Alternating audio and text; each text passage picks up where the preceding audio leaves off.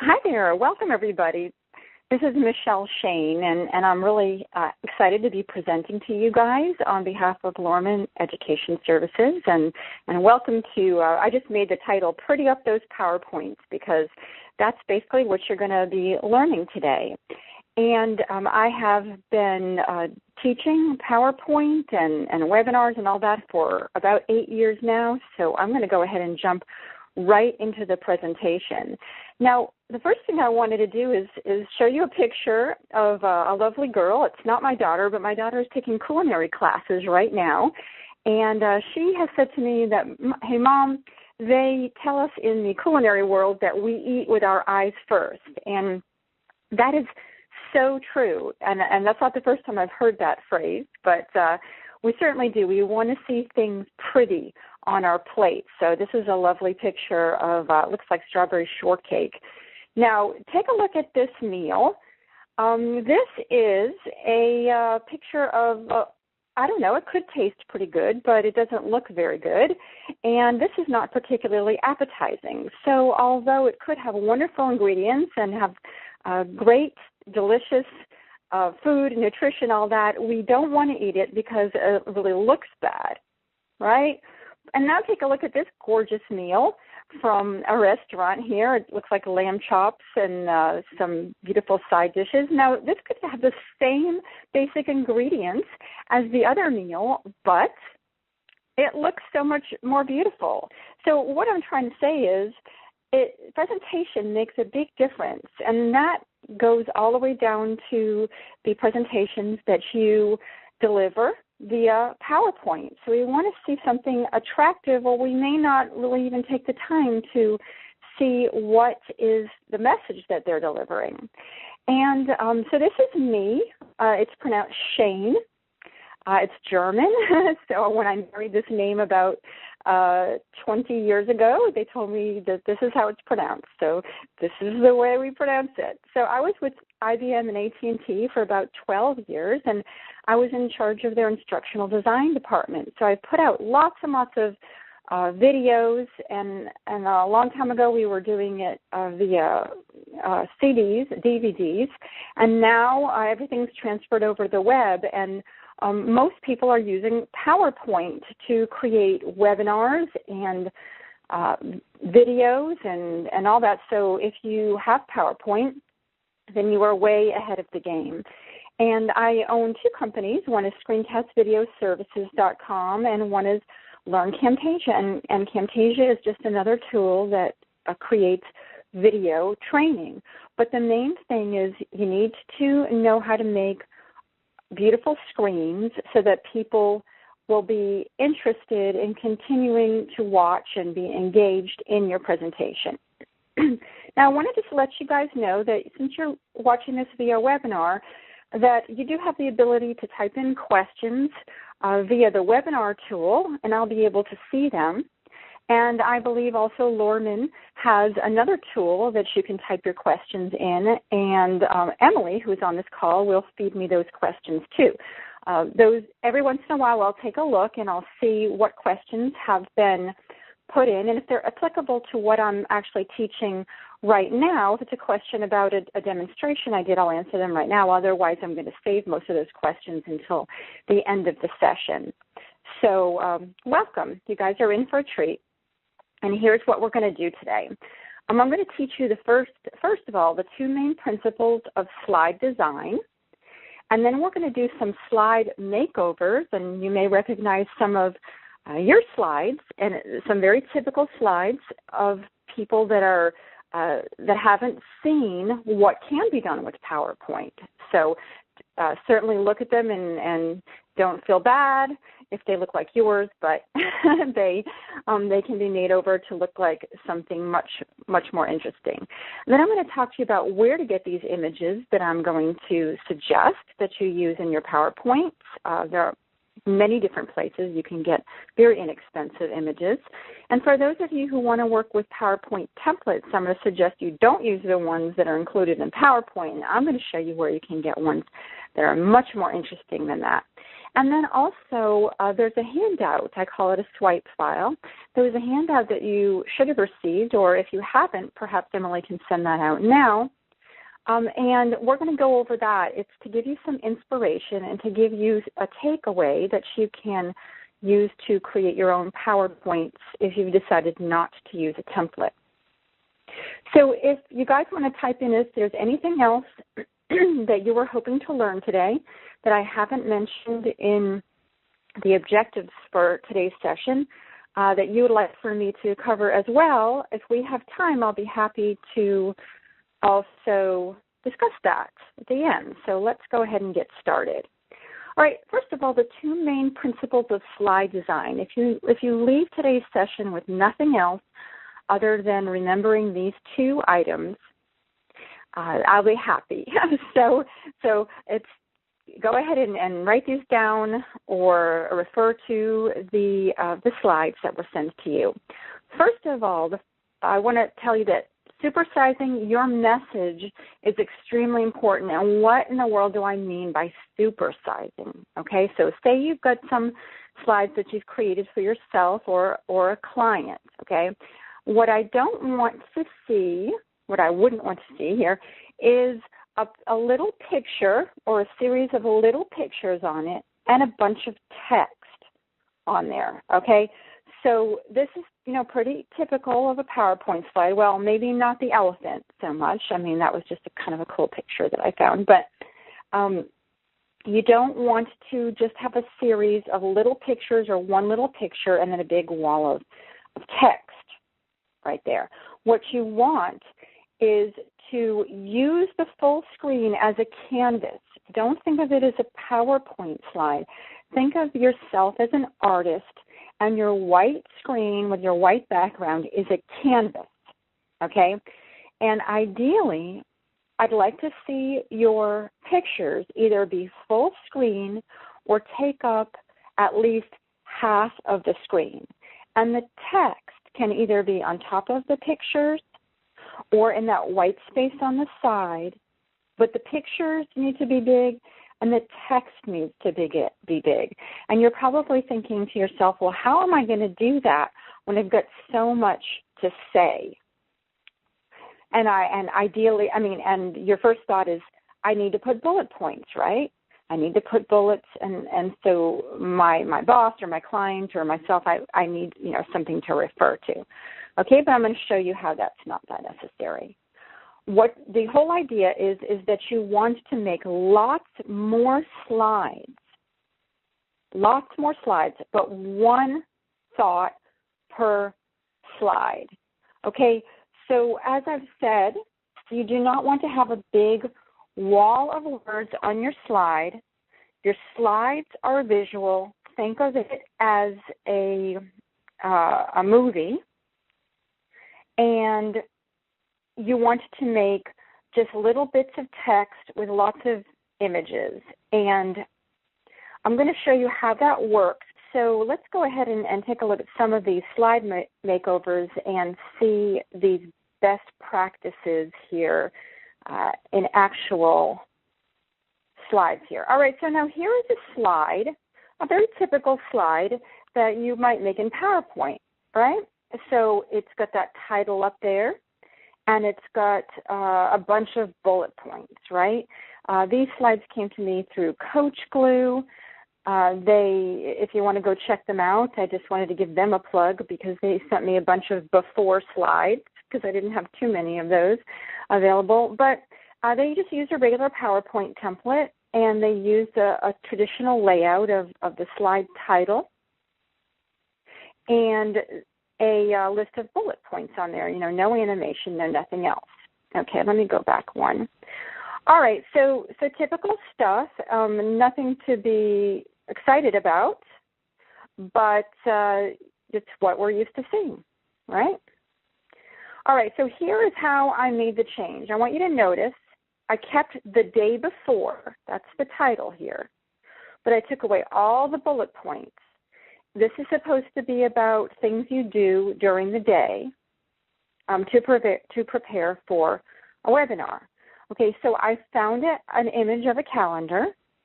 I changed the words the day before to a color that blended with the calendar, and I made them really large. Okay, then, now, and this is the next iteration of that slide, all right?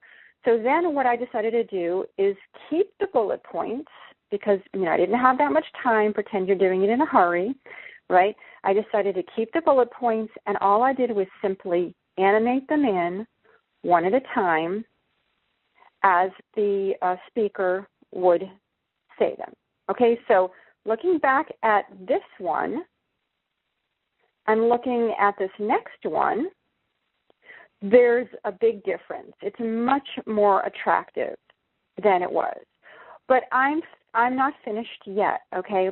If I have more time, and my boss or my client hasn't said, do this in a hurry, I need it tomorrow, this is what I'm going to do. I am going to make the calendar really big. I'm going to make the text really big, okay? And I am going to separate the bullet points at one per slide. So I'm going to go back for a second and let you see the early one. Okay, so I added the calendar, I enlarged the words the day before, and then notice this first bullet point says, start with mental preparation routines. So let me go back to the slide.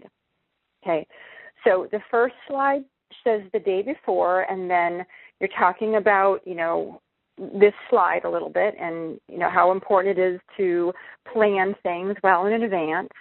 And then when I'm about to talk about mental preparation, I have another slide for that. Start with mental preparation routines. I clicked and it changed green, and then my little yoga lady comes up from the bottom. Okay, so notice what I did is I used both the principle of big text and big images and also one thought per slide, because each one of those bullet points, I'll go back for a second, each one of these bullet points here is can be its own slide. Okay, for the one following the mental preparation, I could have bring in fresh flowers, and maybe I would have a big picture of a bouquet, and in large text it would say bring in fresh flowers. And then the next slide would have a picture of lighting and a backdrop, blah, blah, blah, and maybe a camera. And then it would say, make sure your lighting and backdrop are appropriate, or great lighting and backdrop. See, so what you're doing there is you're never having your audience just sitting there on one slide for, 6, 7, 8 minutes while someone goes over each one of these bullets, right? Because that's boring. They're going to start multitasking, and they're not going to form any visual images in their mind, and they won't have the takeaways that you want because you've just got too much on one slide. So if you think about it, you can just, with very little time, at least one bullet at a time. With more time, you make each bullet into its own slide. And it really doesn't take that much longer. And I think you're going to be, both you, your audience, your client is going to be so much happier with the look and feel of your slides, because people are going to go, wow, not only is the content good, but also this person really took time to create something that's visually engaging instead of just kind of throwing something together, and it just makes such a nice impression on clients because they start thinking, that if the slides are this good, well, look how much time and attention they're going to put into all the rest of the things that they do for me. You know, if this audience becomes, say, buyers of whatever it is that you guys have to sell. And let's see. Okay, so I just took a look at the chat, and it says participants are saying they're doing their own presentations. Okay, so this is for yourself. So instead of me saying your client, I can therefore consider you guys all presenters. All right. Terrible slide. Okay, I want you to know something. This is an actual client. This person asked me to help them with their webinars. And I said to them, okay, I'll be happy to, and I also offer a service where I can do your slide makeovers for you. And she said, nah, just give me a couple of tips real quick, and I'll do them myself. And I said, okay. I said, well, I really like full screen images. They're really nice. And I told her a whole bunch of other stuff. But apparently that's the only thing she remembered, is that I said I like full screen images because she put a full screen images, and now it's absolutely impossible to see the rest of the text. And you can barely read anything on her slide. And so I jumped on the webinar with her, ready to record and assist her with her webinar. And these were her slides, and I was just cringing and thinking, oh, nobody is, everyone's going to be distracted by the fact that they can't read anything, and there's so much on the slide that they are not really even going to get the gist of it. And also something I noticed is I could tell by the rest of her slides that she had just taken images from Google Images and stretched them out. Most of the time if you go into Google Images, you'll find the images are not full screen in there. She just stretched them out to make them full screen, which first of all, you can't really take Google Images because they're copyrighted, but especially the stretched out part. So they were all pixelated and blurry. And they were just terrible. So I'm going to show you, if you have time, a little bit of time, what you can do, and then if you have a little bit more time. So I'm going to take you into the regular view on PowerPoint and show you what I did. Okay. So if you want to keep the full screen image, you got to work on it a little at a time. So I pulled the image to the side, okay, so I could see. And if you look at this one, if I pulled the image to the side here, you can see that she's got kind of crazy amounts of colors on there. The text is not consistent at all. Let me move this over so you can see it. All right, she's got one kind of, and I think this is like the, what do they call this? The smart art? Not the smart art, but it's when you want to make your visual text look all kinds of crazy ways. Okay, so don't do that. She's got all these different, she doesn't start the bullet points, with capital letters, so things are very inconsistent. Some have periods, some don't. Anyway, so I took a look at that. And so the first thing I did was, I moved the picture to the side, and I made all the text the same color, at least. And then I took away the weird, funky formatting that she had up here, because that doesn't look very good. I made the bullet points all consistent, so none of them had periods, and they all started with capital letters, and I made them all one font, because she had a variety of fonts. Okay, but you put the picture back, you still can't read it, right? So I can't be done yet. You can't be done, and this does not look like a finished slide there. So the next thing I had to do was at least make it readable.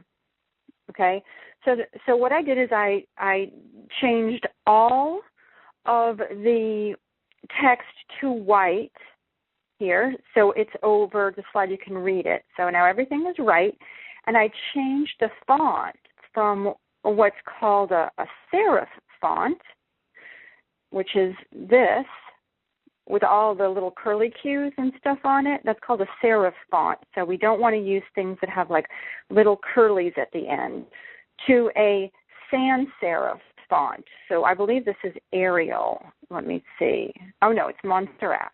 Okay, it's a really nice font.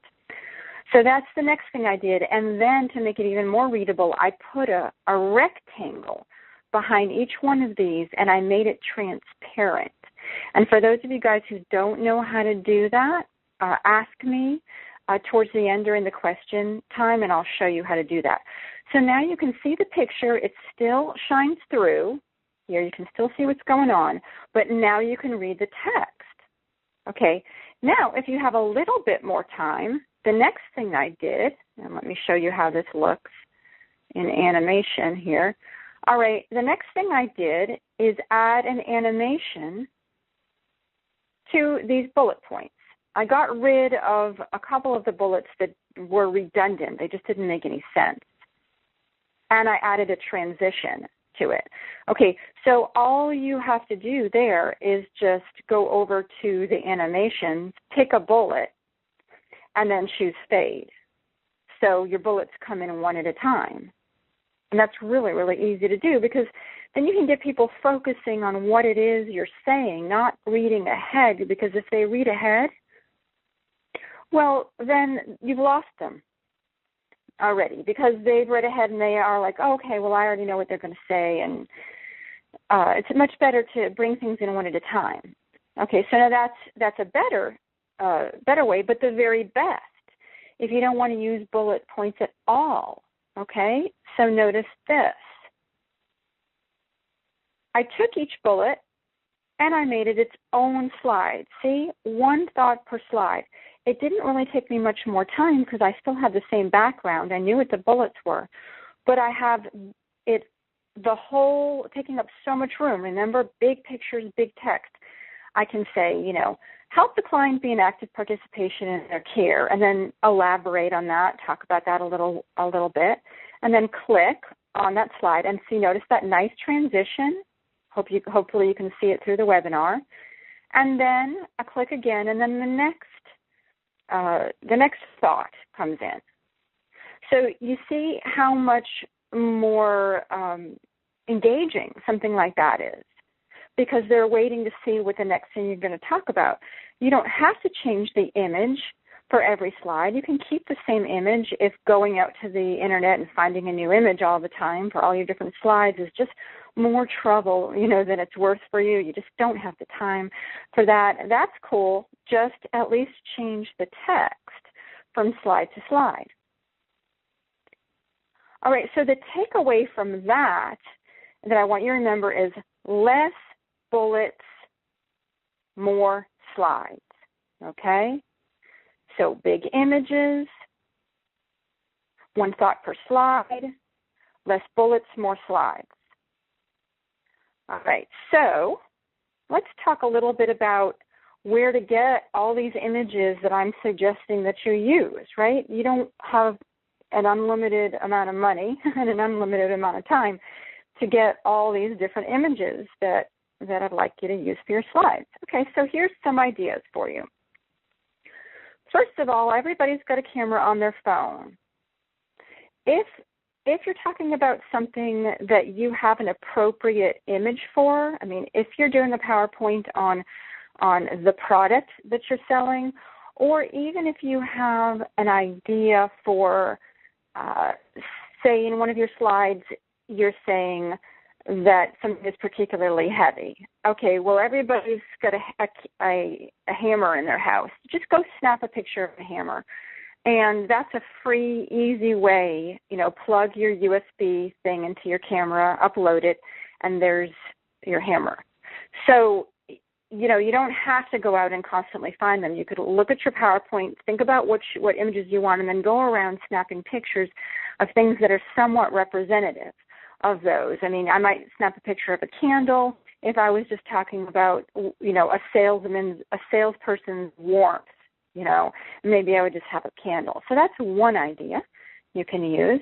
The next is called Creative Commons, and let me just show you what I'm talking about here. If you look at my screen, you can see that I am on a website called Flickr. So hopefully some of you guys have heard of Flickr. You may have even uploaded photos to store there before, because lots of people do.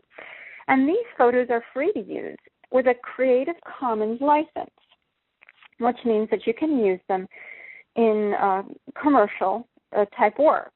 So now if your plan is to create something that you want to go and sell, I would look at the terms and conditions to make sure that the particular picture that you have chosen has a Creative Commons license to resell. So that could get you into hot water if you don't pay attention to that. But they've got all kinds of things that you can use, and all these are freely downloadable. One thing that I would make note of is the size of the photo. Like, for example, if you were going to use something like this is great because it's a widescreen photo. All right. Now, if you're doing widescreen slides and you have something like this, you know that you will probably put some text next to it to fill in. I don't know how many of you guys actually even notice the difference with slide size, because if you go into design and you go to slide size, you have two choices here, 16 by 9 or 4 by 3. 16 by 9 is your widescreen that's becoming much more popular, especially on YouTube and on video, and 4 by 3 is the standard size. So you want to pick some photos that will work for the size slide that you have. All right, so some other suggestions. Oops, hold on one second. Slideshow, current slide. Besides taking the pictures and using those Creative Commons, is going ahead and paying for some images that you want to use. So I say, buy them. They're really not that expensive. So let me give you a suggestion of my favorite place that I like to go get images because they are really quite reasonable. And that place is called Dreamstime. And you can see the price is as low as 20 cents per image. So all you need to do is, I believe, if I can recall correctly, I have to put a little money in there. So it's like you put, say, $15 into Dreamstime, and then you have 75 or 50 images that you can then get. It's unlimited amount of time. They don't run out. But business people standing. I'm just seeing if they have anything else. That's interesting. Business people standing. Okay, but maybe that was an old search I did. But take a look at all the different choices you have here. So you're bound to find something that works for you. And I just chose, business because I figure that's what most of you guys are looking for. But if you are in another field, let's just say you're into recycling, and of course it's a business, but you want to find something that has more to do with maybe nature, recycling.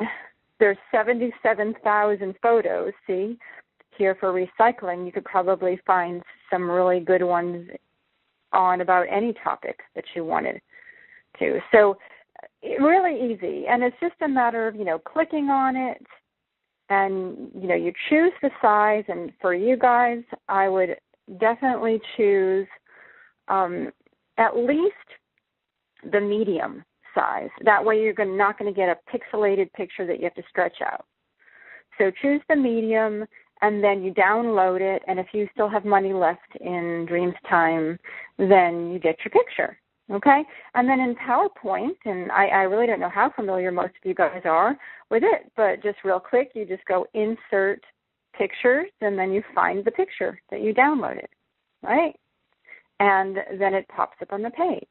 And if we have time at the end, I'll be happy to demo any additional things that you guys want to learn in PowerPoint that I haven't already shared with you, but I will be talking to you guys about a lot of different things, actually demoing them for you in just a moment. Now, another thing, I would like to share with you a little bit about templates.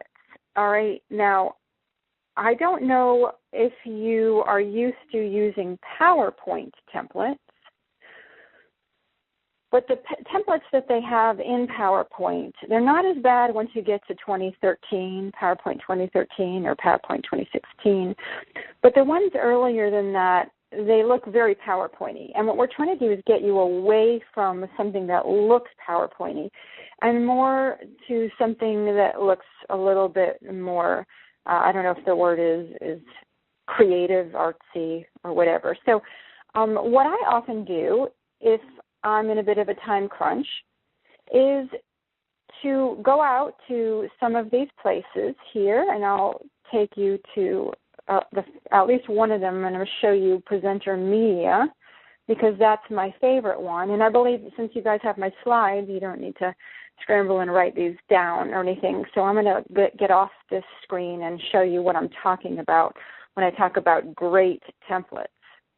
All right, so let me close Flickr here. All right, Presenter Media, for example. They have tons and tons of templates, and many of them are pre-animated. And I went ahead and downloaded one for you just to show you how awesome it is. But this is an example of some of the different templates that they have. And it's actually quite easy to swap out the things that they have already in there for what you want. So I'm going to just show you how cool this is. All right, it's already pre-animated. It's got a beautiful color scheme already to it. And as I click through, this is showing, if you guys wanted to, say, show a timeline of things that happened in your company or whatever. Now, you don't have to use all these slides, but these are the things that are available to you. So I'm clicking through it actually quite quickly, so things are going fast. So I'm not going to choose all the different slides to go through, but I just love this. You know, it's so interesting. So here, if you take it, and let's just say all you wanted to use was 5 slides from this, and then the rest of the presentation you wanted to use an empty blank grayish background and put your own pictures and everything on it. So text here, all you do is just select it and then type in your own text. And then type in here. You just select it and type in your own dates for that. Obviously, it's going to be the same thing on this. And if let's just say you didn't have all these different dates. Well, if you click and drag here, it selects these last 2 balloons, so all I have to do is just cut them out of the picture. And if I wanted to, I could just drag and move things over or put a little bit of text here or something. So you're not completely wedded to exactly what they have here. So you just kind of pick and choose what slides you like, but what you got is a consistency here. The text is consistent. The background is consistent. The color scheme is consistent. One of the worst things I see with people is that they just keep changing from slide to slide. They don't remember what font they used. They don't remember what size they used in the previous slides. And because they're in a hurry, they'll just come up with a different size for every slide. So, what it's not showing in here is pictures that you can download from the internet, which I would suggest that you do. Add some of your own graphics to it. But what they have given you here, and something that I'm really into right now, are icons. Okay, so if for some reason you decided you did not want to go and get pictures, you can use icons. And let me just duplicate this slide here. Oh, I'm sorry, I didn't mean to duplicate it. I meant to say new slide. New slide. Okay, so this is a nice empty slide here. And so what you can do is find one. Let's just say you're talking about a process. And what you do is you just copy it. Now, I'm going to use the empty layout, which I love to do because it's a completely empty slide with just a beautiful background. And I'm just going to paste that icon in there. I'm going to make it as big as I want. And then I'm going to have maybe the text over here. So now you're filling up the slide with an icon to represent whatever it is you're talking about. And they give you some really good ones, So, if you can't find an icon that you like, another great site to find icons to use instead of or in addition to photos or illustrations is this place called Flat Icon. And all you do is, type in, process, because we were talking about processes. And you get all kinds of icons that could be representative of that. And for these, it's just the same as with the pictures. You just right-click and you download them. All right. Now, what I wanted to share with you, you get to see this slide one more time. Look at the pretty animation. Is the slide style. Okay, so it's the handout that you guys got, and I want to talk to you a little bit about how you can use that. And if you decided not to create a template, not to download a template, how you can actually create your own slides from scratch. All right, so we're going to pull that up. All right, so this should look familiar to you. It's my step-by-step process for creating your PowerPoint deck without using a template. All right. You're getting kind of two presentations here, right? All right. All right, so the first thing you would want to do if you're starting from scratch is pick a color scheme, style, and background color. Okay, so what I'm going to do is go File, New, and I always start with a blank presentation. I also do not like using the layouts, okay? Notice here that if you go to layouts, there's all kinds of different layouts. I rarely ever use those, but if you want to, just stick with title slide or section. Sorry about that. I'm not exactly sure how I got disconnected, and I don't know exactly what the last thing you saw was, but hopefully you got the part where I went to View, Slide Master, and that I shared with you that this first slide is what you want of the look and feel of the entire PowerPoint presentation. Okay, so let's say, for instance, and if you look at the swipe file I sent you,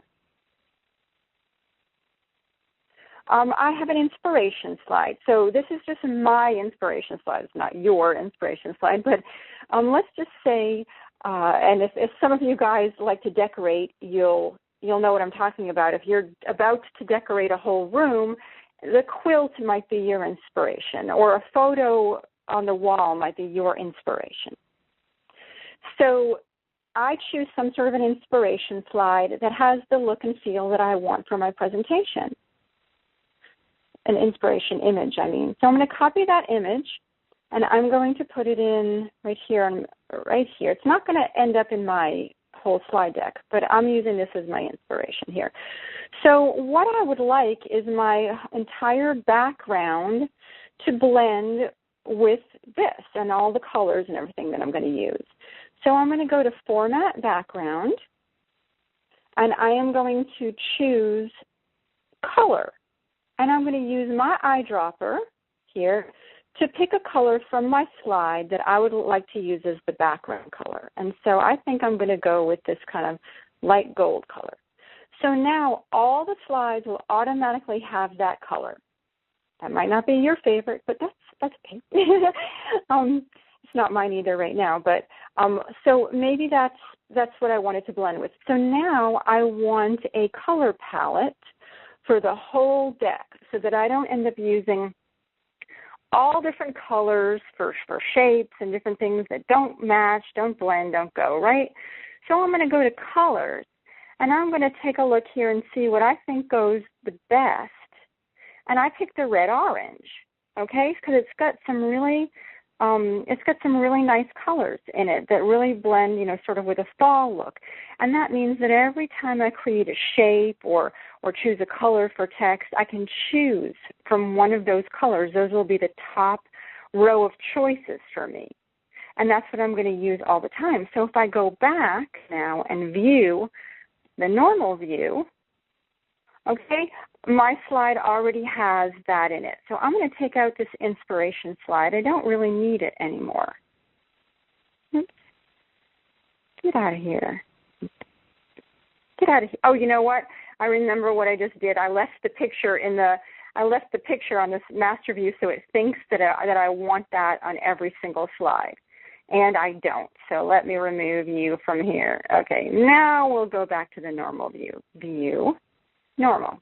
Okay, so now I'm going to make a decision about fonts here. Okay, so if I want to, I can go back to the slide master and I can choose what fonts I want for the whole presentation. So they have all these different fonts, and they even give you, what you might call complementary fonts. So you never have to decide, oh, what goes with this and what goes with that. So you can kind of scroll through here and say, okay, I'm looking for, remember, a sans serif font, which means it doesn't have those curly cues. So maybe I'll pick Calibri. That's a sans serif font, right?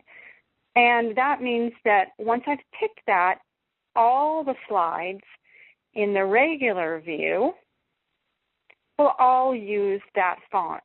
So the first thing I've done at least is make sure that everything is consistent from slide to slide. Same background, same font, same colors. If I was to insert any kind of, let's just say smart art, which I love, and I wanted to talk about a process, and I choose that. Okay.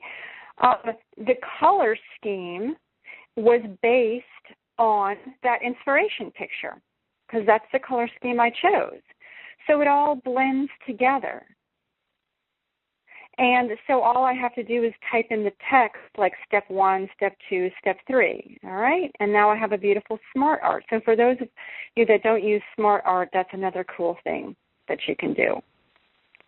Now taking a look back at my swipe file, so we've covered how to change some colors and then how to pick the font. Now I just want to let you know that I have some fonts in here that I really love. I think they're much, in my opinion, more interesting than the fonts that are kind of the default fonts that come with PowerPoint. They don't cost any money, but you do have to type in Google Babas New, for example, and Montserrat. And then you can freely download those fonts, and they'll be available for you. So these are just kind of nice, fun fonts that make your PowerPoints a little bit more interesting. For example, in the presentation that I did for you guys today, I used a nice casual font, and this font is called Gel Pen. And I just thought it was fun because I think this presentation is more of a creative presentation. It's not super businessy. I know it's something that I felt kind of blended with the presentation. So this was a free font that I just downloaded. Okay, so there's some ideas for you. Okay, and then lastly, what you want to do is choose a style. So you have to think a little bit here. When you're just beginning, you might decide that choosing a consistent style for your presentation is more than you want to do right now. It might be where you just want to start with an empty, a solid color background, and then just bring in pictures, just images and text. But because I really like my presentations to be branded a little bit more in general to my personality and my own style, what I did is, I did this for you guys, but I have, my own style. I don't put my own logo or use something that looks PowerPointy or anything like that, but I pick a style that is interesting and is my style for my presentation. So, for example, I went up to a place called slideshare.net, and I'm going to go there in a second, But I'm just going from screen to screen showing you different types of styles. So if we go back for a second, this is just called, these are PowerPoint slides, by the way. I just copy-pasted images of the slides onto my deck here. And I wrote what I like about it. So this is icons. This is just using icons. They don't use any images in this. It's all big text and big icons. So that's a style, right? Maybe if your style is a little bit more, maybe your product is more appealing towards, I'm going to say, I don't want to be, sexist or anything, but say gender, more towards women with the pastel colors, and more feminine. So you might choose to use all pastels and a feminine style of font, and then use these illustrations throughout your presentation instead of photographs. Okay? So just to be more consistent. When you're first starting, I might suggest you just go full screen images with text over it, big text. Okay? So that's another style. What I liked about these were, I like these shapes. They just added rectangle shapes and then just typed in them. And they, have a Polaroid kind of thing. It looks sort of like a scrapbook, right? So that's the style they used for their whole presentation. And so as you look through these, and I'm not going to go through every one of them, but, this one's catering more towards teens. There's just different things you can look at. So you notice here they used that transparent rectangle that I talked about this, and the prominent colored text to have your eyes focus on the most important thing. Notice none of these slides look like your typical bullet-pointed, text-heavy slides. Okay, these are all just images of slides. Okay, let me just show you where I got these and where you can also be inspired. Okay, I'm going to go up to slideshare.net. Those of you guys that are already on your computer watching me, you're probably already there. Slideshare.net. One of the greatest places on earth to get inspiration for your presentations, as well as simply seeing what other people are doing and then comparing them to the presentation you're about to deliver. So what they've got here is, and this is a LinkedIn site. LinkedIn recently bought them, I think, within the last year. And it is just a whole bunch of slide presentations. So just notice as I scroll through, you're not seeing any text-heavy list of bullet points. I'll just go into one of these here. CB Insights. This looks like it's going to have, hopefully it's a consistent theme here. Well, unfortunately, other than the title slide, it sucks. Yeah, this is what I would say bad PowerPoint. I mean, this is so much text on a slide. This is a better one. This isn't terrible because, at least they have some graphics on it. Hopefully they have animation on these. But that earlier slide kind of depressed me. This one, I would never want to see you deliver a slide that looked like this with all this text and so much going on that people can't even really concentrate on it. Let me take a look at this one here and see if we've got something a little bit better here. I hadn't planned on going through these SlideShare presentations, but I thought it was a good idea for you to see what other people are doing and what different presentations, are featured. Okay, so this is really nice, a nice, consistent background, an interesting font. Notice this, what is a human workplace? This is a much more interesting font than just kind of your basic Arial or Times New Roman. Okay, so this is a very, very nice deck. Okay, it's following all the best practices of slide presentations. So let's just say I have a busy slide. I don't actually have a busy slide, so I'll just do it on this slide. All right, all you got to do is go to Insert, and then you go to Shapes, and then you choose the rectangle. Okay? So now I create the rectangle. Okay? Now it's covering the questions, right? So that's not very good. So you want to send it backward. Okay? Now if you have a picture behind it, so I'm just going to insert a picture just so you guys see how it works. I'm just going to go to sample pictures here. I always like to choose the penguins.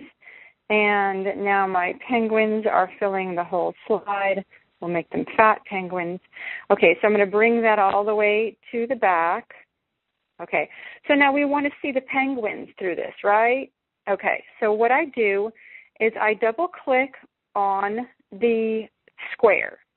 And then I want to go to Shape Fill and more fill options. And as you can see down here at the bottom, it says transparency. Okay, so I'm going to start making this more and more and more transparent. Oh, that was way too transparent. Okay, hold on one second. I go to more fill colors, and let's make that more like this. Okay, that's better. And it also happens to have an outline, and I don't care for the outline around it, so I'm going to go to Shape Outline, and I'm going to say No Outline. Okay, so there you go. Thank you so much, you guys. I've really enjoyed presenting for you today, and I hope you learned a lot.